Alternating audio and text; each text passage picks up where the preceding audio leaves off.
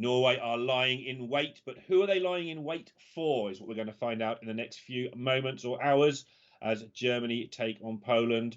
Germany with their double Nazoth lineup that we enjoyed so much yesterday, me and Derek, and Poland with their fairly standard lineup with a couple of Xeno-related tweaks, I should think. With me is Gallon. We did sap Derek, let him go on a break.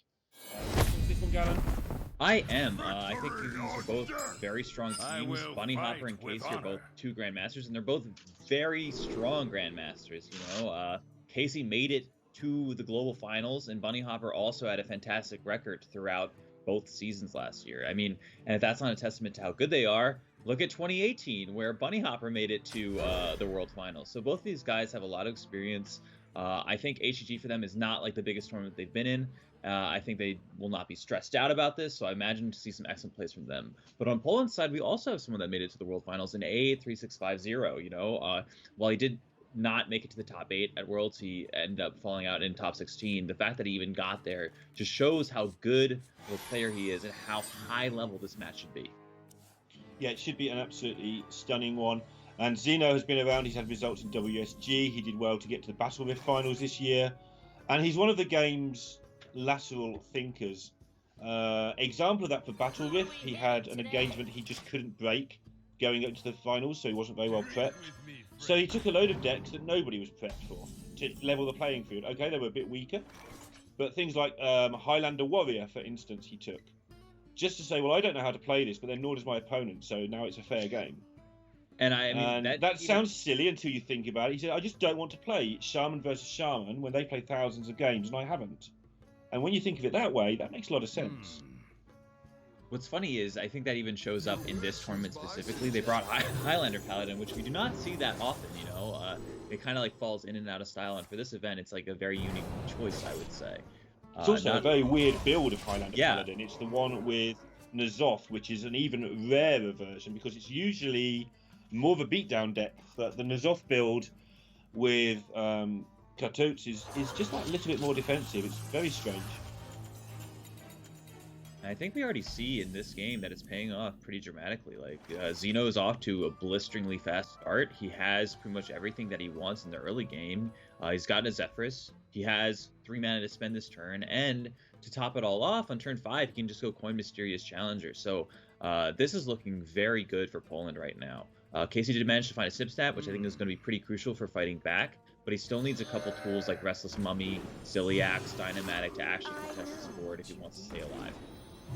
Yeah, this Paladin deck can do a lot of damage very quickly. I ran quite a lot of games of this for a different tournament, and Warrior is a bit difficult sometimes, but you can just get these flying starts and trash anybody. The fight back does sort of start now, though. We're all in hand. A very nice pickup off of that shield block. Shield Slam is pretty much the one card he wanted there. And already, what's really funny about this match is the speed of play. Yes. During the break, Lorinda was saying to me, for once, can we get a world champion that does not rope out every single turn? Can we just get like a supercomputer to play the game that only spends half a second on each of its turns? Casey and Xeno are doing a pretty good job of spending about half a second on each of their turns. Yeah, it's refreshing change. I don't necessarily recommend it for most people, to be perfectly honest, but if you're comfortable with the plays, then play it. We did see yesterday Germany playing more to Bunny Hopper's preferred speed, which in tournaments, and he always stresses that I don't say this enough, but in tournaments he likes to play and use all of his time. If you ever watch his stream, you'll see he's actually quite a fast player 99% of the time. One of the important things about tournaments is just playing in the way that you are comfortable. What that means is if you play quickly when you're just playing on ladder and you're practicing, that's how you should be playing in a tournament. Second guessing yourself and changing it up probably isn't a good idea.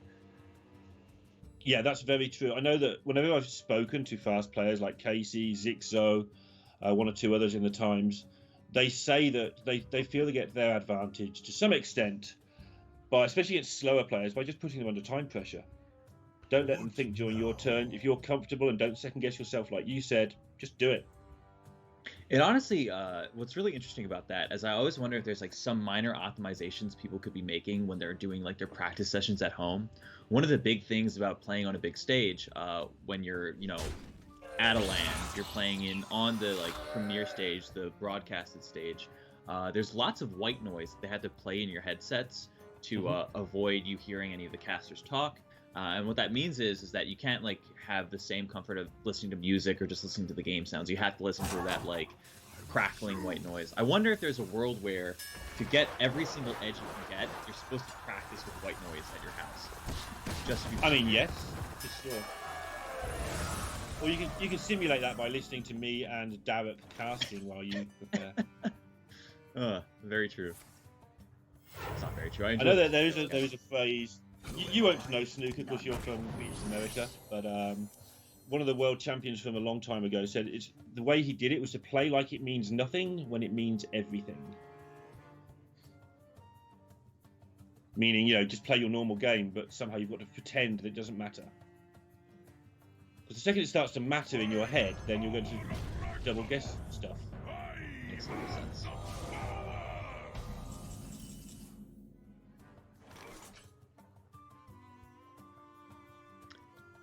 Casey is pretty happy to hit that N'Zoth with his 10. Thaurissan, but he still needs to find a lot of tools before I think he's going to feel comfortable in this game. A Card 2 defender needs to come for him at this point. Zeno is just so far ahead now. Yeah, the question here is how you interact with your... You want something on board next turn, you want to do a lot of damage this turn. I think you can ignore the Thaurissan and go face, but you want to make sure you get the Blessing of Kings down next turn, with Avengers and Redemptions helping you out. I think this is the best way to make sure stuff is around next turn. But you just let the warrior, in 2 turns time your cards will cost 0, but you'll be dead. That's a good way of putting it. Yeah, going face here just makes a lot of sense. There's no other place to go. Town Crier at 0 mana doesn't really affect that much. I guess it allows Casey to play a weapons project if he picks up a Ziliax. But one of the things Casey needs to be considering here is the fact that there's Hidden Wisdom up for the Highlander Paladin, and if he plays Ziliax's weapons project, suddenly Zeno is going to have 2 more cards, and that's really a bad thing. That's really bad because the card quality for Paladins once you get to 6, 7, 8 mana is just so high compared to the average Hearthstone deck. Yeah, and this is full as well. This is N'Zoth, Tyrion, Ragnaros, etc. It's full on big stuff. Siamat. Oh yeah, it does not slow down for Paladin. It speeds up when we get to the end game. Hidden Wisdom is a very contentious card for me in this deck. I think more people play it than don't, and I think in general, not necessarily in this because it's built for a tournament, but in general I think those people are wrong, especially for ladder. It is because if you draw it, it is so horrendous. That's true for most secrets, right? I think the whole point of Hidden Wisdom specifically is actually to offset how detrimental secrets are, right? When you pull it off of a Mysterious Challenger, suddenly you're looking at, card advantage. You make the good card better. Even if it's very terrible on its own, making the good card better is often quite powerful. Yeah, that's why it's a contentious issue, because what you said is very true, but the times you draw it in your opening hand ruin your game.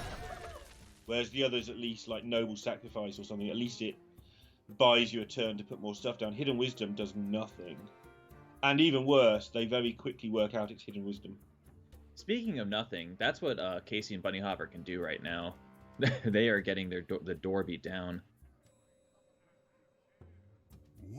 Yeah, it doesn't matter. This Thaurissan's been up for a while. Every single card in their hand could cost 0, and Zeno and Aod are probably taking this game. Yes. So it's looking pretty bad.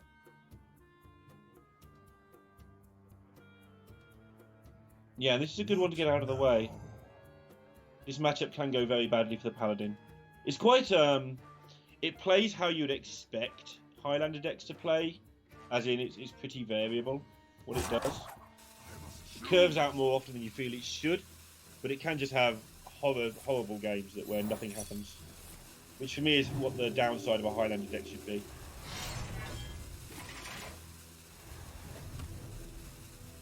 I do think that there's definitely matchups where this can go wrong. That's just the nature of Highlander decks in general. But I think that Paladin versus Warrior, I think is pretty favored versus Warrior.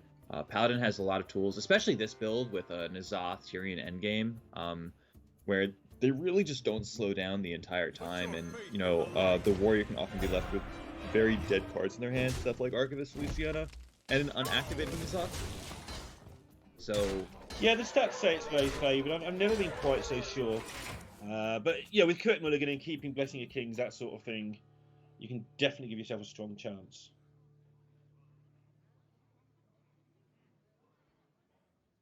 It's kind of interesting at the moment in Hearthstone as well. I mean, the qualifier grinder players will disagree with this because they played a lot, but getting accurate stats on anything other than Shaman matchups is quite hard. So it's actually down to those old-fashioned things, opinions, some of the time. Casey did manage to pick up probably the best card in his deck right now. Harrison Jones is going to draw 3, gain him 6 armor. I doubt it's going to be enough, but it's one of the few ways he actually had a fighting chance in this game. Oh, shield block is huge as well. Yeah.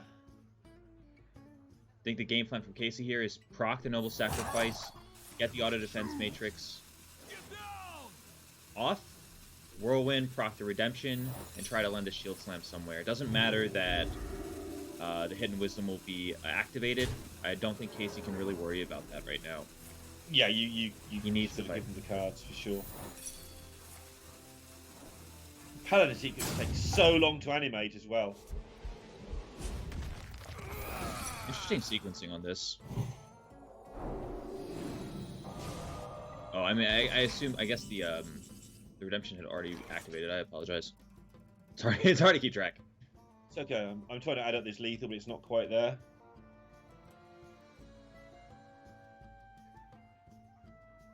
Sandbinder for a Zephyrus would give you 10, 16, 18, and then you add the 10 from a Savage Roar. So if Sandbinder pulls Zephyrus, let's see what other elementals are in this deck, because they have a Siamat, which is in hand. So I think, that might be it. I think this is lethal with a... no, because it could pull Ragnaros as well. Ragnaros. Oh, yeah. So it's a 50-50 for lethal right now. And if the fail case is you get a Ragnaros, that's really not that bad. So Sandbinder is 50% for a Zephyrus. Zephyrus could offer Savage Roar, which deals lethal damage.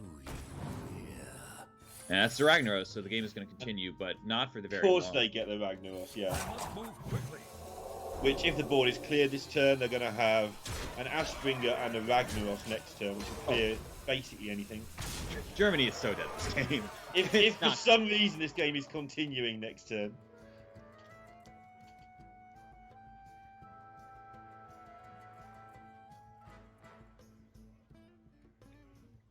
And I think so far we've seen Ukraine, Russia, and the USA all go out of this tournament, but Germany would be, for me, at least as big as the USA, a huge elimination if they don't get through this game.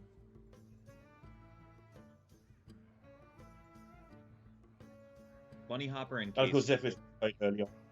Oh, yes, of course. So, my apologies then. Lot to keep track of. Unfortunately, I do not have deck tracker software online.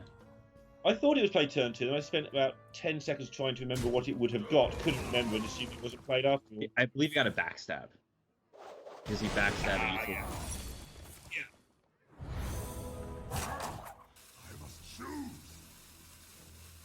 What's it like to be rank 50 according to people one day and then like top 2 in the whole of Las Vegas the next? I wouldn't know. I'm ranked 50 right now. Awesome. Well, and this is lethal, even through the boy. Poland will be up 1-0 in the series with a pretty important win, I would say. The remaining decks for Germany are pretty scary, I would say. Shaman and Druid. Druid is a favorable matchup for Highlander Paladin, but Shaman is very much not so. So getting the win here is going to be pretty important if you want to touch it out. And there goes the warrior. So what were the bans? Start, because I didn't do my job. The bans thank you. for Warrior are Germany protected their Warrior, Poland protected Shaman, Germany banned Druid, and Poland banned Priest. So Germany still has their Warrior, Druid, and Shaman left, while Poland got the win with Paladin, which means they will have Shaman and Priest remaining. Yeah, big win, as you described. And that is why you can see it there laid out in front of you. It's quite important. Germany's Quest Shaman, not because really a massive fan of Quest Shaman, but because we've seen nothing but Token Shamans this weekend. So I imagine that Token Shaman has kind of become the prevailing choice when submitting Shaman, but there's still a little bit of interesting decisions to be made about how to build the Evolved Shaman list or the Token Shaman list. For one, we've seen a couple people just forego the Bloodlust package in the late game for a much more aggressive strategy. Yesterday, Russia was running Doom Hammers and Rockbiter weapons instead of Soul of the Murlocs and Bloodlust, and they were just trying to get over the top with burn damage. It works really well against decks that can't protect themselves. Stuff like Highlander Hunter, for example, really doesn't like to face that kind of strategy, but it gets a lot worse versus stuff that can protect themselves like Druid with Hidden Oasis, for example. And what's interesting is that Poland's Shaman is kind of like half and half list. yeah, they have Lava Burst like you see in their hand, but they also have Bloodlust. You know, they have Stormbringer instead of Rockbiter Weapon and Doomhammer. So it's like a 50-50 build. Some of it's being pulled towards that aggressive face game plan. The other is fighting for pull. Yeah, and this was the version I was thinking of when I confused the living daylights out of you yesterday. When I was talking about your Lava Burst make your Bloodlust better. Well, in this version, that's exactly what happens. You don't have to get a lethal Bloodlust, which you don't have to anyway, but you like to, because you've got so much extra punch for finishing your opponents off with those Lava Bursts if the Bloodlust is just a bit short. There, now it makes more sense. Yes, it makes a lot more sense now. It didn't make much sense yesterday because there wasn't a Bloodlust in the deck, okay? Well, it still doesn't make a lot of sense to me, but that's more of a personal preference kind of thing on how to build a deck rather than a... Yeah. I mean, the whole... Which build do you like? What's the Gallon ideal ladder build? Not allowed Lightning Storm. Oh, the ideal ladder build? The ideal ladder build, I think, should be the board-centric one. You expect to face Shaman quite a bit on ladder, and I think the board-centric one is the best in that matchup. Okay. I think for tournament, it changes a bit. Short, concise. Yeah. And the reason I think we're seeing so much Token Shaman over Quest Shaman this week, I think, is the fact that Druid just does so well against that Quest Shaman. It's not a walkover by any means, but the Druid versus Quest Shaman last week, I think the Druid won every single one, which was a little bit unusual, but I think it highlighted the point to these teams this week that maybe just go with the safe one. There's obviously a lot of interplay going on there. This version is so much worse against Warrior than the Quest one, but... But there's also a lot seeing less the Warriors. amount of people that brought Druid, and that's worked again this week, the Quest one, it can just get too messy. Yep. There's also a lot less Warriors on ladder compared to in tournament, so Quest Shaman gets a lot worse on ladder as well. Right now, though, I think this is going pretty fantastically for A8 in this game. The evil totems have not died yet, and he really doesn't need to commit that much more, you know? Yeah, this is playing like a Quest Shaman the way they're just sitting around there. Can we get a fourth? These guys... you like? Those are not the correct lackeys, though. Goblin Lackey is probably the worst lackey by far in this matchup, especially with the Desert Hare in hand. Even the Witchy Lackey is good. I think from their side, the best one is going to be Ethereal Lackey. After that, Basis is pretty important, I would say, to activate the Stormbringer. But really, you want Ethereal Lackeys, and you don't really want Goblin Lackeys. Yeah, that makes sense. Ethereal's just the best because you're not equipped to deal with the matchup too well, so you want to find something that equips you. Reasonably fair first pick. Shaman spells also have a surprising amount of value packed into them. You can find an additional Bloodlust, you could find a Blazing Invocation to find some random wacky Battlecry minion, you know? There's tons and tons and tons of these things that are just... Earth and Might can find random elementals, for example. None of that. I mean, Earth and Might's not completely ridiculous, but actually Totemic Surge. Totemic Surge is currently giving one of your minions +2 attack.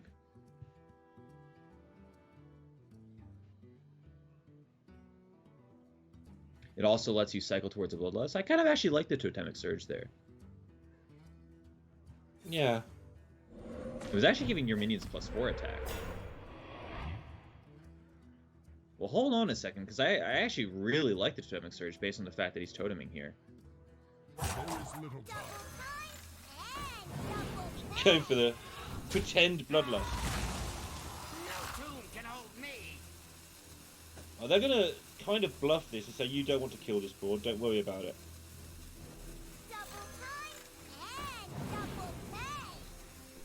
It seems to me That's like funny.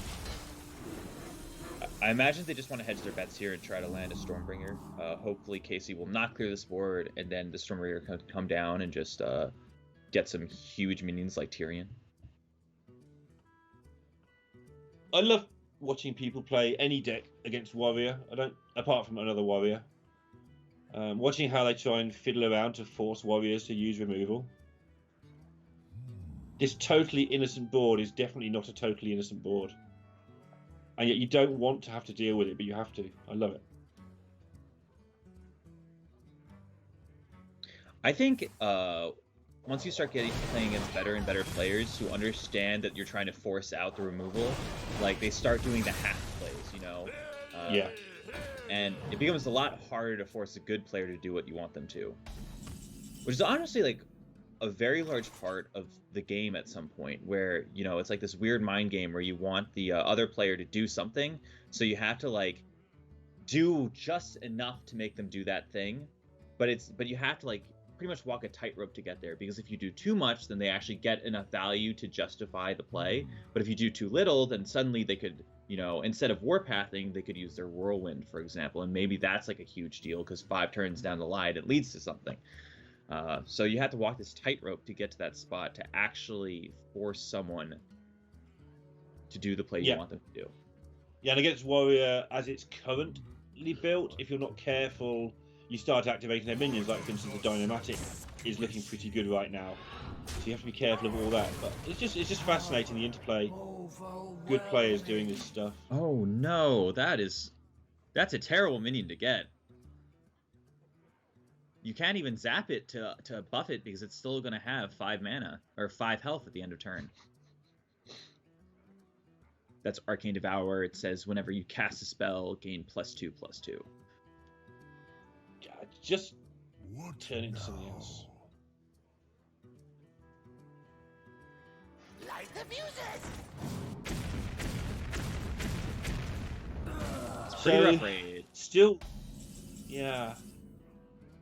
Hanging in there for this Stormbringer, but obviously Brawls and Plagues at the ready on the other hand.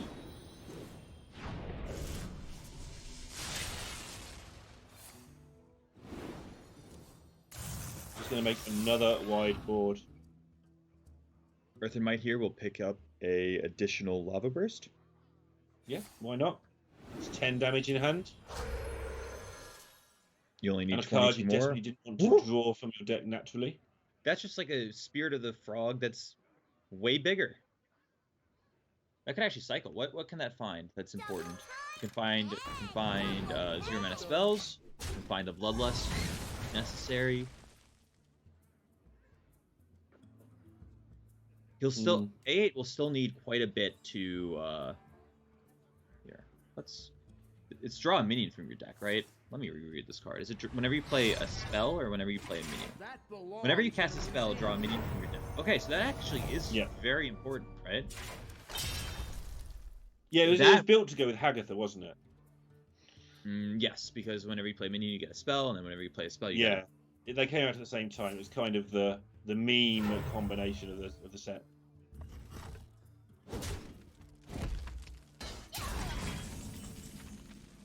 So yeah, it's a case of not being too greedy. Their hand is full of things that they currently actually still want. Can they lure some more removal out before going for this Stormbringer? Unfortunately, it's getting harder and harder to do without an evolve. Yeah, there's really nothing clean here. To kill the 5/4, you need to use stuff like your Goblin Lackey, and you're really not developing. If you develop the Desert Hare, Soul of the Murloc, you're giving up quite a bit of power that just dies immediately to a Warpath.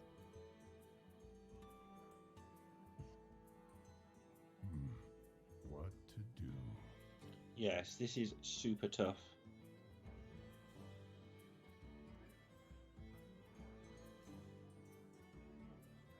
It's not tough in the sense that it's a hard turn. It's tough in the sense that there's really no good options. Yeah, so looks like they're going to go with the Warpath. If you've got it, you clear the board option. At least it takes away Warpath Plague as an option, which is one combination of cards they got rid of. Yep. You've already seen a Warpath at this point, so sometimes they don't have a second one. I imagine once A8 sees the second Warpath, he's going to be pretty upset, but sometimes you have to take risks, and they don't always pan out. I really don't blame him for this kind of play, even though it gets punished. He really did not have that many options here, and he chose the one that lost the least amount of things immediately. One thing that goes along with that, actually, that I really like about both of the Polish players is, without being cocky, both of them are super confident in their own ability. I think that helps a lot in Hearthstone, to know that the play you made is the play you are happy making. Yes. Knowing the line between confidence and cockiness is really important. Yeah, they're both super modest, but if you ask them, are you good at Hearthstone, they'll both tell you yes. With no sort of hums or ha's about it. They're just, yeah, I'm good at Hearthstone, but so be it. That's the thing I'm good at. It's a really tough line to tread. It's funny because there are a couple players like that in Hearthstone right now that are very strong players that don't really announce it. The people that come to mind are like Eddie. Eddie is a fantastic player from the North American region who just won Master Tour Bucharest with a very interesting Zoth lineup. Oh, that is so bad for A8. But going back to that, another one would be Yarla from the Czech Republic, who is playing in the European Grandmasters. He is someone that I think is a fantastic player that he really doesn't ever boast about himself, if that makes sense. Both of these guys Psycho. Yes, Psycho as well. Psycho is someone that is very humble. But it's really funny because all of those players are people will talk to me and they'll say, "Oh man, you played so great," and then I'll face them. It's like, you guys are on another level. Like, what are you talking about? So it's pretty funny. Of course, yeah. We're blessed in Hearthstone actually that we do have a good community surrounding the pro players and surrounding amateur players in general. Even chat behaving themselves like. We're lucky in this game. Chat is very cute today. I will say that, Lorinda. Get those essays done, though, guys. By the power of Ragnaros, I have the power! I think Casey's managed to find a spot where he is pretty much always winning from this. A couple of turns ago when that secondary board of hares got removed, it started to announce the beginning of the end, especially as we know there's a brawl in hand. They have to carry on in case there isn't, but because in their mind, if they get Stormbringer off and it might stick, they know it probably won't. Nothing spicy from that, just a couple of stats in play. Whirlwind Plague of Wrath can clear this, Brawl can clear this. Blowing Gently on it can probably clear it. Yeah. Second brawl, like as in they've got the second brawl. Oof.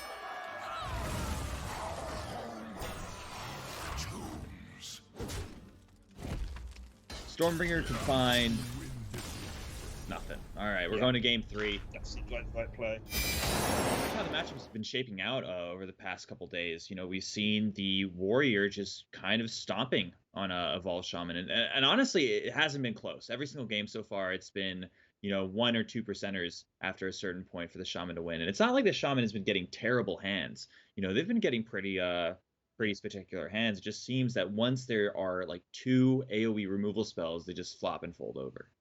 So next week, everyone will bring Quest Shaman again and get destroyed by Druids for no apparent reason. And then we're back to running forward champion Quest Shaman, something like that. Clearly, that is the correct line to take. But there's really not much to say about the game other than no. I think that Poland took a very large risk, and you have to take risks like that when you're in such a bad position. They played all of their stuff. Desert Hare sold the Murloc, and they got the second Warpath came down and pretty much ruined their entire chances of winning that game. But you can't blame them for making a play like that. It's pretty much the only thing you can do in that kind of spot, even if it's very risky. So 1 apiece here in this elimination match. The losers will be out of the Global Games. So just hang around, make yourself something to drink or whatever. We'll be back in 3 minutes with the conclusion of this match.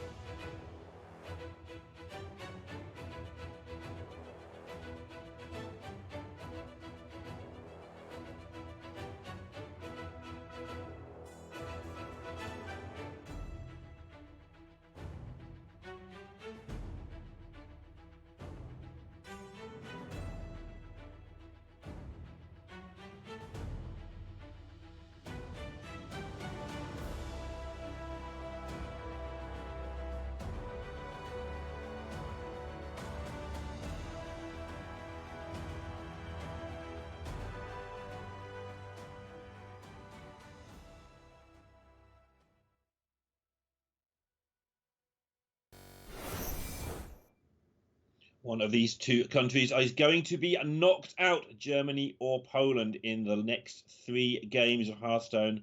Luckily for me, I have Galen with me to tell me who it's going to be. And as always, I'm going to ask you, who's it going to be?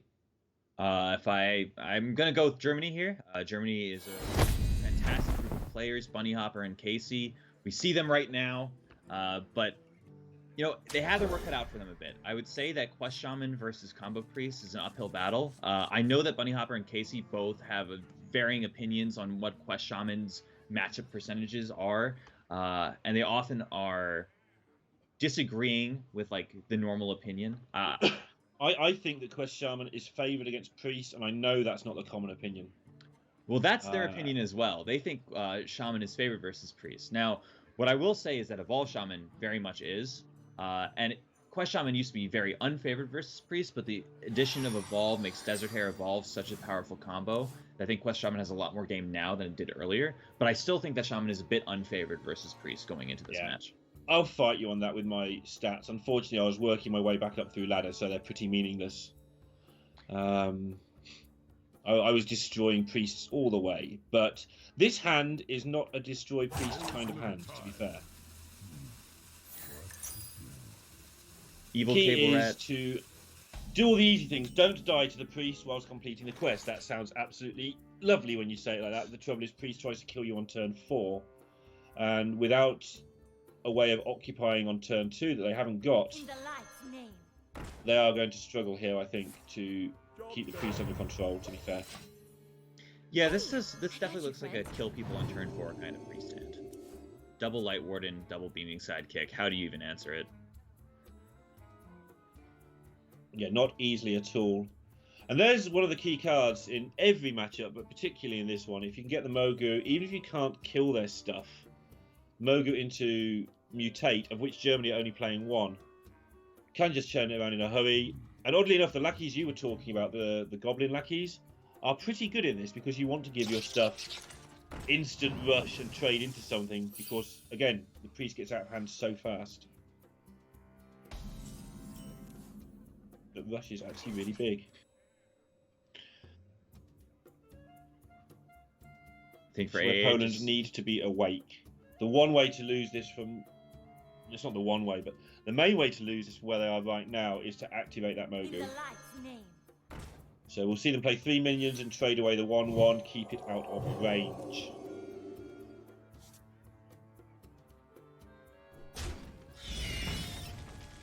Circle of Healing. They also haven't had... I Probably mean, not. they've got a good start, but it's not the best start if they don't draw into good things. Are you talking from the priest perspective? Yeah, from the priest perspective, the shaman hand was really grim to start with, but the priest hasn't drawn like he would hope to from the hand it had. I'm gonna disagree with you there. I think priest has drawn pretty fantastically so far. While I agree that Light Warden and Beaming Sidekicks are good, but not like the best. They aren't Northshire Cleric. When you have 2 Light Wardens, 2 Beaming Sidekicks, and a Circle of Healing, you can do some very powerful stuff. Just aggressive early game plan. Yeah. That's like, it's very similar to what the overall game plan for Priest is on a macro level, but it's very different from how they normally do it. Normally when they're doing an aggressive early start, it's because they got, Power Word Shield, Divine Spirit, Inner Fire. It's not because they just have, these 4 minions that work very well together. Bog Slosher, well, that's tasty, though. Bog Slosher pretty much the only play there. The game's not going to go long enough to be able to get the value out of it that you desire. You want to be able to activate your Wasp next turn with your Lackey. There is a case for throwing out the Mind Control tech and pretending you've got the second one in hand. But I like this play. This is a very complicated turn from Aid's perspective. What I'd really like to see Poland do here is make a play that buffs up their Light Wardens tremendously, keeps them at 4 health, and also does not put 3 minions in play. So if they can do something along those lines, I think that would be pretty fantastic. So you want to heal this, inner fire it. Doesn't quite work.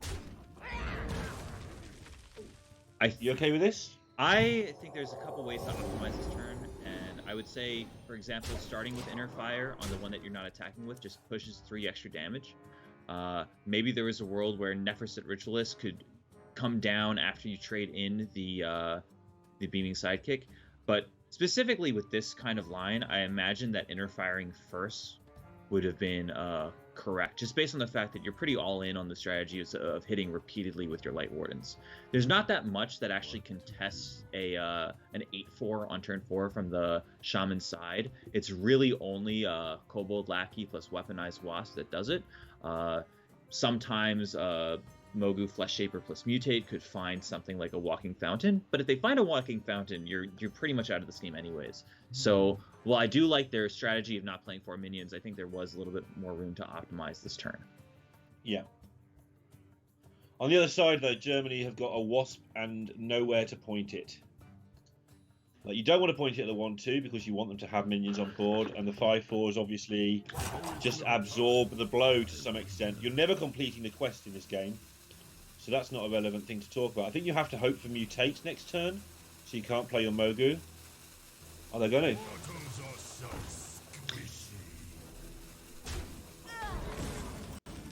That allows them to trade into the light man of their choice next turn. Yep. If they ignore you. I'm guessing from this position, A8 is going to heal and then plays an Nephroset Ritualist, still playing around Mind Control tech and just optimizing for damage. But I mean, look what's happening here. If they play that Inner Fire last turn, they would already be pushing, you know, an extra 6 damage so far, which could easily turn into 9 damage. Like, if Bunny Hopper was at 8 life here, well, I mean, it's really not going to matter. But instead of needing 2 Light Wardens to get there, they only need 1. Of course, they draw the Evolve as well. Yeah. Questing Explorer, the #1 mulligan card in this deck, by the way. Because it's really not a Hair Evolve deck in the way that the Token Shaman often is. The Hair Evolve combo is in there because why wouldn't you? But Questing Explorer is the #1 card in the mulligan. Partly because you don't want to draw it like you just did here. Drawing it out of your deck on turn 2 and drawing the good stuff. This is where not using the Inner Fire is going to come back to bite Poland just a little bit. I think they're still very far ahead in this game, but... I wonder... Feels like there should be a lethal here, but I can't find it. Yeah, there is. You heal and then you extra arms. Isn't that only 13? Fall a mana short? Yes, it's still only 13, so they still get an extra turn based on the fact that they did not cast this Inner Fire. But it's probably not going to matter. There's going to need to be some fantastic evolve to get Germany out of this spot. Poland has done a great job not playing into Mind Control tech. They've been partitioning their resources just so Mind Control tech could never steal one of the buffed up Light Wardens. This mutate needs to be absolutely nutty. I suppose the evolve could do it, but...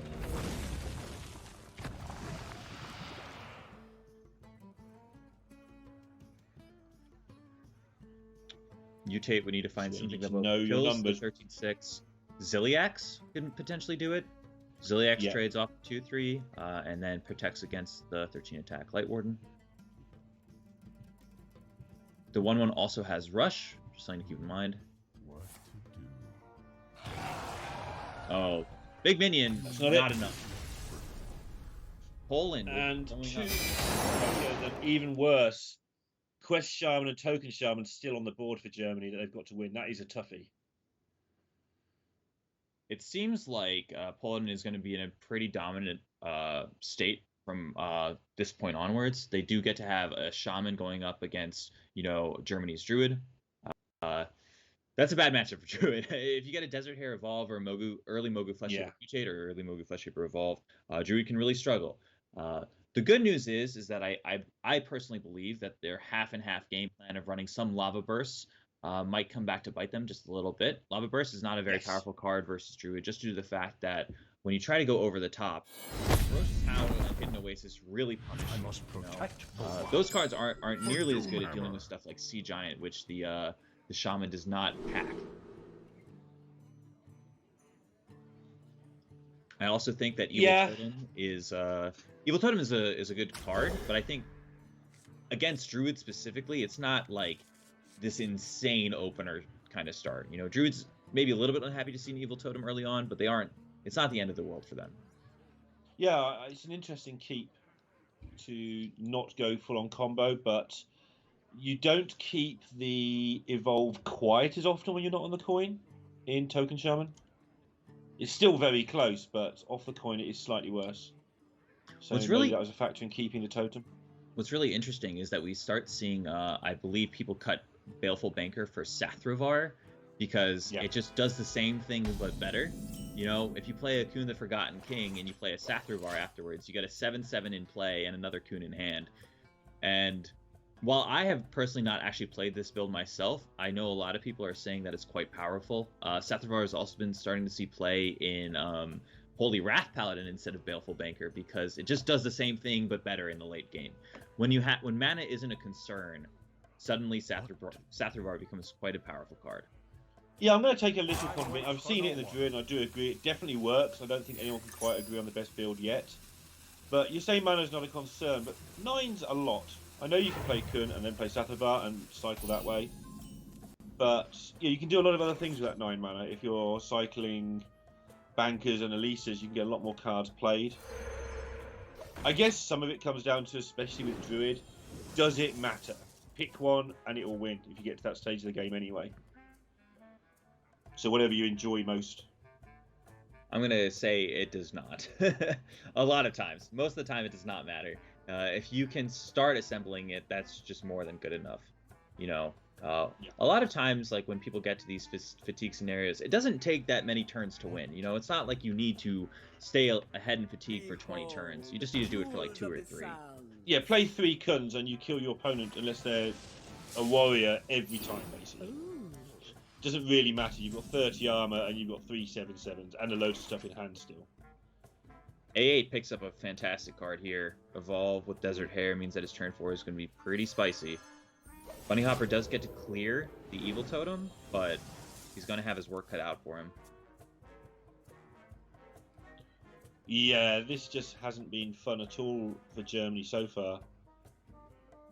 And Hare Evolve is pretty essential. It's very essential against Druid in particular. You need the minions to be able to survive the Starfall. Obviously, you're always going to lose some stuff to Oasis Surge. That's just too much to hope for.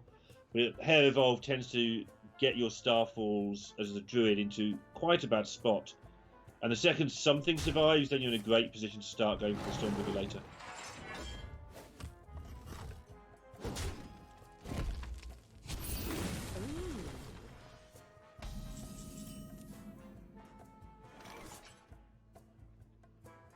Zap is big. That's another. Well, you're doing nothing on one-mana turn spell. 5 anyway, so you might as well use this. Yes, Overload will not affect turn 6.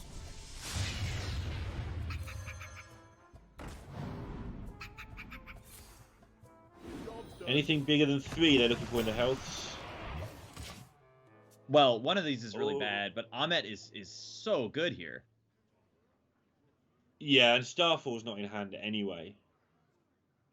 Oh, it's not. It's not even close. The Ahmet is just brutal here. Next turn, AA can overload 4 minions for 1 mana. You can actually get 5 minions for 1 mana with this Voltaic Burst. I had 2 Amats the other day. Do you know how that works?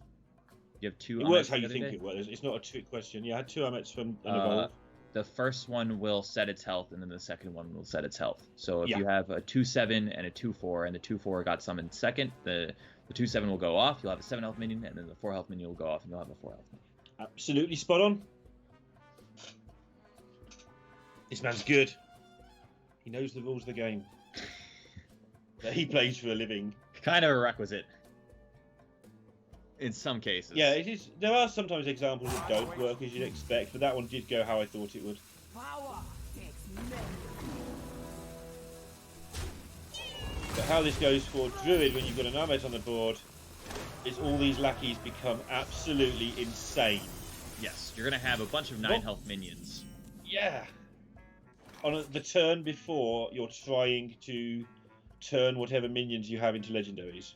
I would really like to see the Titanic Lackey come down first. Just make everything as hard to kill as possible. It really doesn't matter, a 7 health minion versus 9 health minion, but it's just like a minor optimization. I imagine there's also a world where you don't even want the Ahmet to be taunted, because you would rather have an Oasis Surger. Oh, this is very interesting.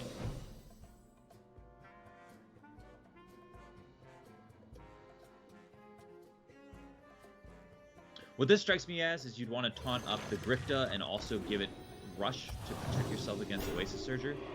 The more I think about it, the more I like not taunting the Ahmet, but I really do think there is a better way of positioning all of this stuff.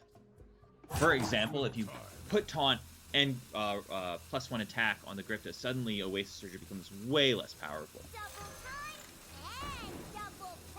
Okay, yeah. I can buy into that.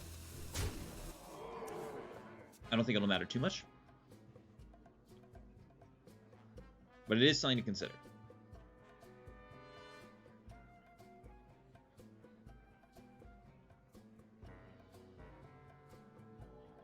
So they have the Surger and they have very little else.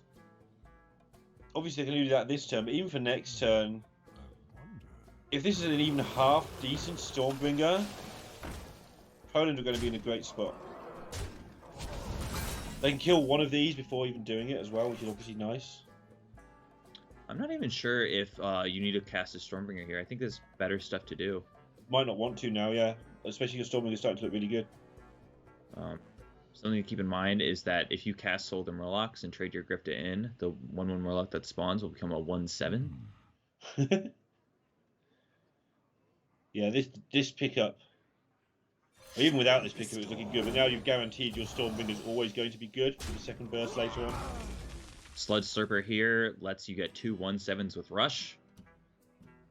Sounds good to me. Yeah,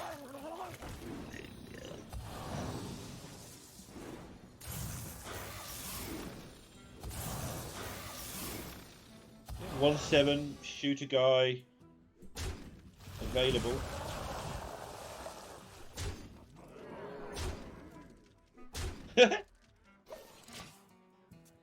Seems good. The Surger stands alone. Can Bunny Hopper find anything off of this worthy expedition that would get him out of this spot? Starfall would deal with both of the 3/7s. It would kill off the Spark, but it would leave 4 minions in play, and the Stormbringer would probably come down the next turn. Yeah. You'd also need to find the Starfall. You don't want to push your luck. Does Wrath plus the second Oasis Surger accomplish the same thing? It seems like it does. So not risking it. What a horrible position to be in. You also just are just much more ahead on board with this play. Yeah, they just took care of the two things that were dangerous if there's no Stormbringer or Bloodlust. Seems to me, based on how they are doing these attacks, I imagine 2 Oasis Surgers are going to die. 1 will go face. And then we'll see 5 legendaries. Hold tight. Not actually the best. That's a pretty bad roll, actually. Yeah. 2 2-drops, a Chillwind Yeti, and a King Mukla. And a Lucent Bark, but that doesn't matter. Luckily for Poland, Germany's hand isn't really that good to take advantage of this. I would actually disagree with that a bit. I would say, there's a Starfall, but also they have a hidden Oasis that they can just cast. Yeah, I mean, hidden Oasis into an Ubisoft is okay. Starfall into Nubisath also accomplishes much of the same. Yeah, now they've picked that up, it's okay. I'm quite a fan of I guess Hidden these Oasis. minions are just good enough. Yeah. Hidden Oasis The more I look face. at it. Time waits for no one.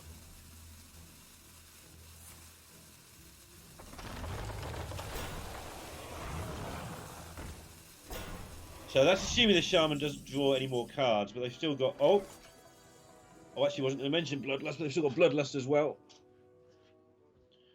I think there's a couple important things for Poland to do here. Mainly casting Soul of the Murlocs. That is, if they aren't just going to go Voltaic Burst, Bloodlust. Is this actually lethal?